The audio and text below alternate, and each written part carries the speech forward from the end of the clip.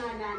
Maglakad man ako sa madilim na ligis, wala akong katatakutan masama, sapagkat sumasa akin ka. Alalahanin mo, Panginoon, ang sarili ko sa iyong Ang iyong kamalo at tungkod ang siyang nagpapasigla sa akin.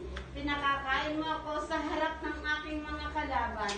Pinapahira ng aking ulo ng langis, umaapaw ang aking kopa. Alalahanin mo, Panginoon, ang sarili ko sa iyong kaharian. Pawang kabutihan lamang at kagandahan loob ang taglay ko sa lahat ng araw ng aking buhay. Maninirahan ako sa bahay ng Panginoon magpakailanman. Alalahanin mo ako, Panginoon, ang sarili ko sa iyong kaharian. O mawaing Ama, Diyos na walang hanggan, dinggin mo po ang aming mga panalangin para sa iyong anak na si Dominga, na binawian mo ng buhay.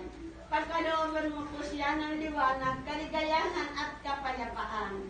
Loobin mo siyang makaraang maluwalhati sa pinto ng kamatayan upang magtamasa ng buhay na wala sa piling ng iyong mga banal. Patawarin mo po ang kanyang mga kasalanan at pagkukulang. Bigyan siya ng buhay na walang hanggan sa iyong kaharian. Amen. Amen. Awitin ang salita ng Diyos. Ang salita ng